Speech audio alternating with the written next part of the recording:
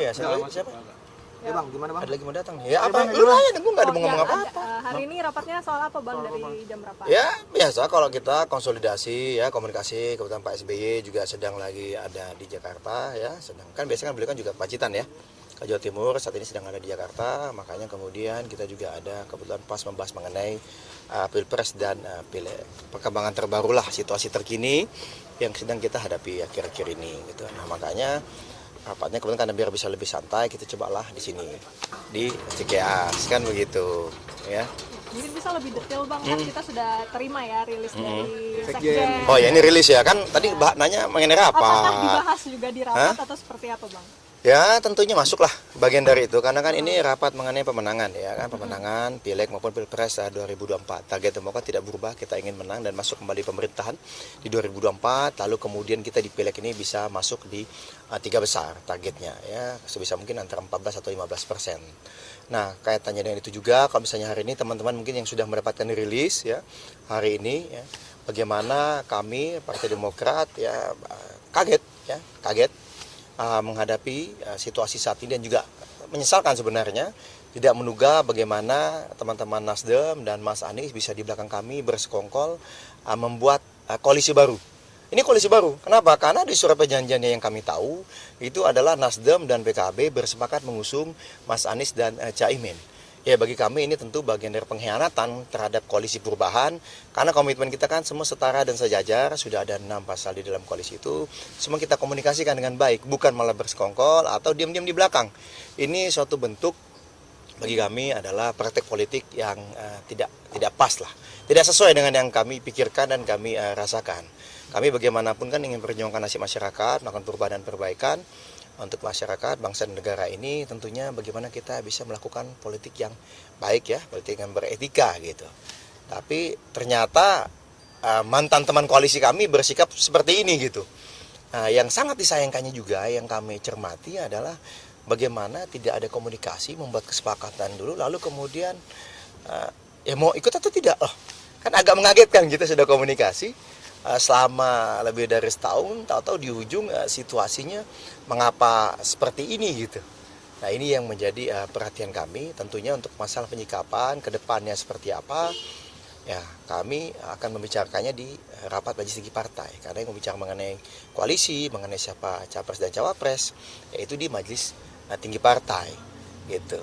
Bang tadi kan menarik sempat mengatakan mantan teman koalisi. Artinya Demokrat sudah secara resmi mengundurkan diri dari koalisi. Oh, kita tidak mengundurkan diri, kita tidak keluar. Kamera boleh bang? Ya, kita tidak mengundurkan diri, kita tidak keluar. Karena jelas-jelas teman-teman Nasdem dan teman-teman PKB bersepakat sendiri, ya kan, membentuk kebersamaan dengan capresnya Anies Baswedan dan cawapresnya Muhammad Iskandar. Ya kan, loh mereka yang buat koalisi sendiri kok, jadi mereka sendiri yang membuat koalisi ini bubar. Jadi bukan menarik partai baru masuk ke dalam koalisi ini, enggak dong. Kalau misalnya menarik partai baru dalam koalisi kan tentu ada komunikasi ya, kita mau ada calon teman nih, ayo gimana seperti ini, ya kita telusuri sama-sama, pelajari sama-sama, kan begitu. Ya kan, lalu kemudian gimana nih kira-kira selama ini, mohon maaf, saya bisa sampaikan juga ya. Sebenarnya kita dalam mengungkap ini ke publik, tapi Mas Anies itu lebih dari 5 kesempatan, berulang kali dalam kesempatan ya.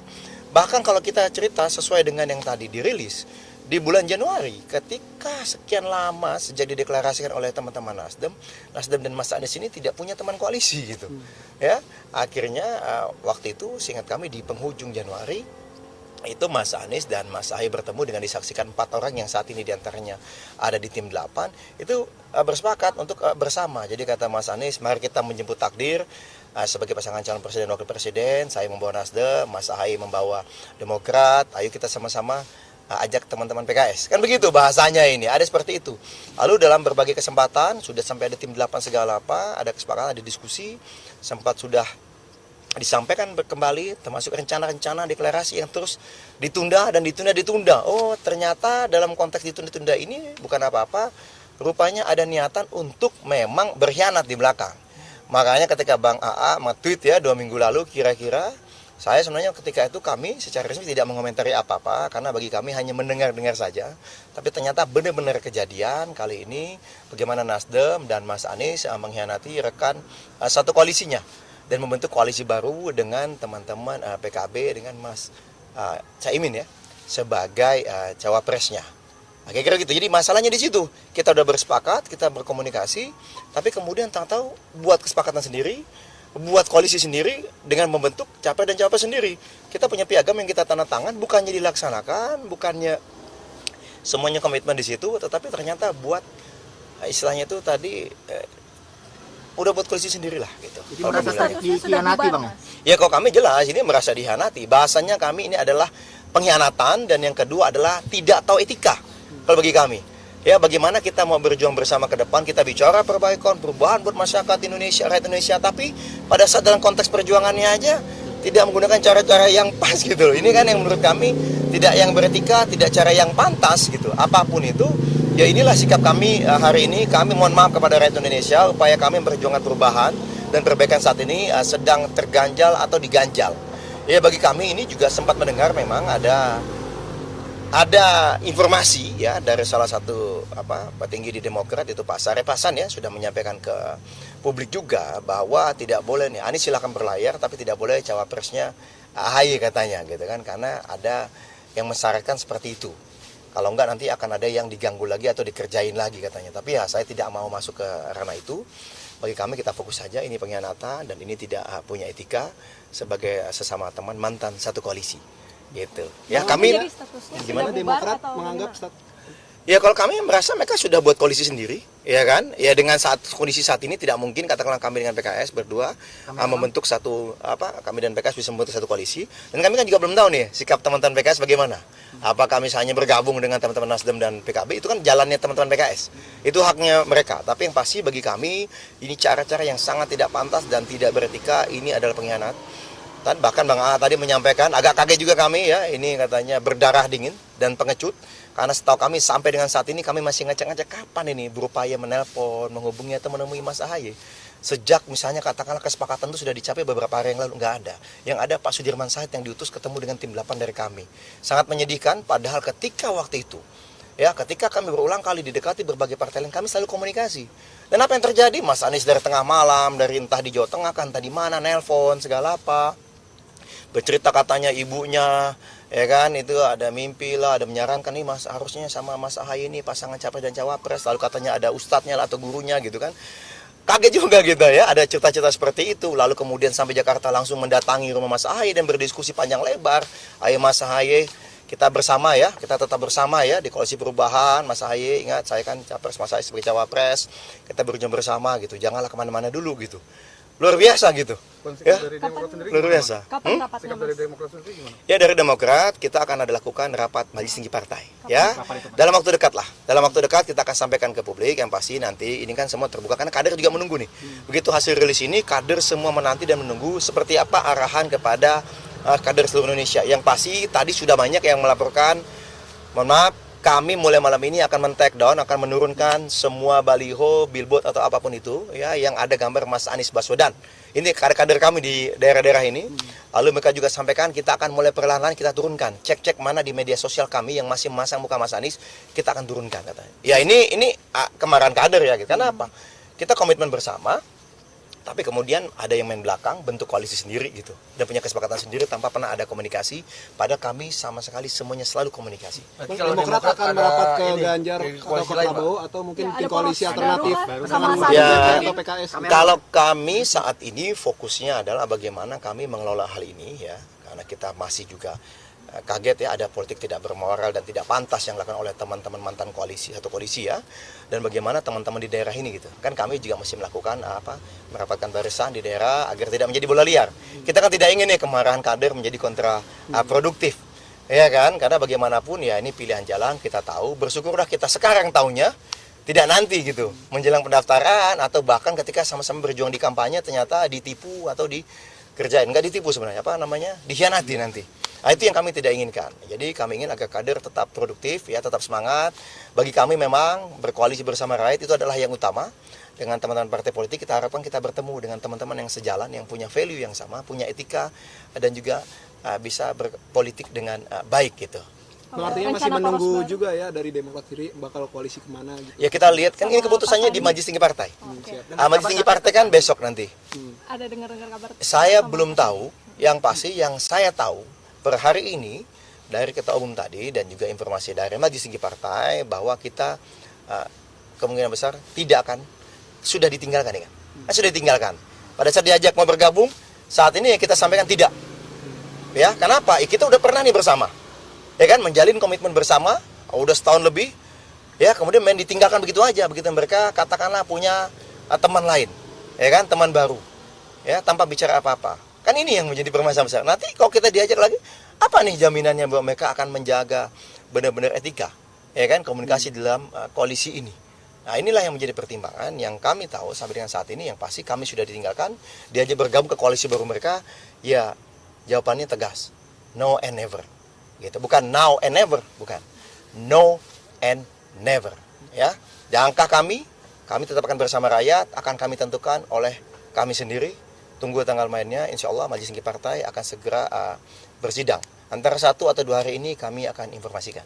Bang, terkait dengan baliho tadi yang diturunkan itu artinya ke kader-kader di daerah juga yang menjadi caleg meminta untuk menurunkan semua yang ada foto Ya. Mas Aniesnya ya? Iya. Oke. Iya, mereka juga meminta itu. Ya, meminta izin. Karena takutnya mereka bilang, kok kita turunin bagaimana nih? Nggak apa-apa ya, boleh ya, ini nggak bisa ini. Apa ini katanya, pengkhianat seperti ini, katanya nggak pantas kalau kita perjuangkan katanya. Nggak pantas jadi pemimpin kami nanti di 2024. Ya udah. Seperti inilah situasinya, yang pasti kami sampaikan tolong tetap jaga kesantunan karena bagi kita suasana yang kondusif itu sangatlah penting, tidak perlu ada gesek-gesekan, tidak perlu, fokus saja kita bantu rakyat, kita perjuangkan harapan dan aspirasi rakyat dan kita menangkan suara rakyat untuk Pilpres dan Pileg 2024. Bang, tadi ada arahan khusus dari Pak SBY enggak? Bang, kan tadi sempat ikut bareng juga Ya ada beberapa hal lah tentunya ya, kalau dari beliau kan pemimpinnya adalah Mas AHY, silakan Mas AHY bagaimana mengambil sikap. Ya sikapnya jelas seperti yang saya sudah sampaikan tadi ya, sama rilis dari Sekjen tadi itu adalah bahan yang akan disampaikan kepada Majelis Tinggi Partai. Yang pasti kita akan mengambil keputusan dalam 1 atau 2 hari ini seperti apa langkah ke depannya, termasuk body internal kita. Siapa aja Akan digelar di mana nanti? di rapatnya? Kok Majelis Tinggi Partai banyak lah kalau yang ikut. Kalau yang tadi ya biasa petinggi-petinggi partai, ada Mas AHY, ada Pak SBY ya, ada Waketum juga, ada Bang Benny Kaharman, ada Sekjen, ada Bendum ya, Bang Renvil, lalu Kepala BPUKK, Bang Eman Heron, Bang AA, ya Bang Jansen, Bang Renan dan beberapa teman-teman lain. Ya. Kalau Majelis Tinggi Partai nanti kita informasikan ketika jadwalnya sudah ada. Ya sudah ada, yang pasti setelah kami sudah sedang dipersiapkan. Karena bagaimanapun kan memanggil rapat ini kan, Majelis Tinggi Partai ini kan mungkin ada yang sedang didapil juga. Tentunya butuh waktu antara sehari atau 2 hari untuk bisa kumpul gitu. Oke. Ya. Oke. Nanti satu video aja nih. Nah, jadi informasi ini memang kami dapatkan dari Pak Sudirman Said, tetapi bagaimanapun setelah mengolah informasi ini kami kan juga cek ke teman-teman PKS kan begitu. Ya, lalu terakhir tadi ya, tadi sore by phone tadi kita tim 8 kami sudah mengontak Pak Anies juga karena kita kan ingin sebelum melakukan sesuatu kita ingin dapat konfirmasi langsung dari sumber yang pertama kan begitu, yang pertama. Nah di situ pada saat ditelepon Mas Anies menyatakan iya benar bahwa memang sudah ada kesepakatan antara Nasdem dan PKB ya. Kemudian untuk mendukung capresnya namanya Anies Baswedan, cawapresnya Muhaimin Iskandar. Ya udah selesai. Kira-kira seperti itu aja yang mengkonfirmasi. Ya, makanya kemudian kami sampaikan kepada publik rilis itu. Nah, sesederhana itu, ya kita nggak tahu bagaimana publik melihatnya. Beliau bertemu dengan ibunya Pak Muhaimin mungkin, entah dapat restu, entah apa, ya kan. Tapi tidak ada bicara sekalipun sedikit pun sebelumnya dengan Mas AHY yang sudah berulang kali diputuskan dan diajak dan didiskusikan. Nah, sebagai misalnya itu teman atau partner dalam koalisi. Nah ini kan, ya makanya kalau Bang A bilang tadi apa? Berdarah dingin dan pengecut ya kami tidak menyalahkan itu, tapi itu bukan sikap partai, itu sikap individu ya. Tapi silakan publik menilai bagaimana sikap seperti ini, apakah layak atau tidak untuk dijadikan pemimpin kita ke depannya nanti. Suasananya pas disampaikan langsung dari Pak Anies bagaimana Bang di saat rapat itu? Oh enggak, rapat kan tidak dirapat, itu kan hanya tim 8. Bagi kami komunikasi pribadi ya, komunikasi terbatas. Setelah itu barulah tim 8 menyampaikan, yaitu Bang Rifki ya, sekian kami dan Bang Iftitah menyampaikan kepada rapat seperti ini word by word ya. Jadi tidak ada dikurangi, tidak ada ditambah seperti ini. Dan memang langsung diputus oleh tim 8 karena kami hanya butuh kepastian itu.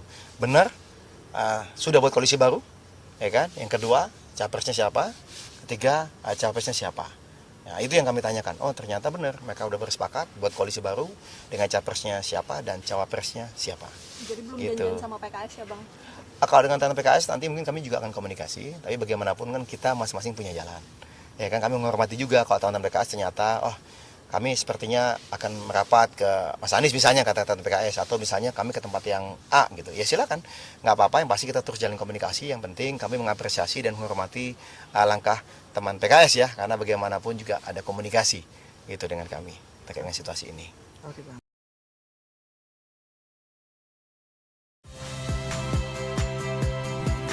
Saya Harjuno Pramendito. Saksikan program-program Kompas TV melalui siaran digital, pay TV, dan media streaming lainnya. Kompas TV, independen, terpercaya.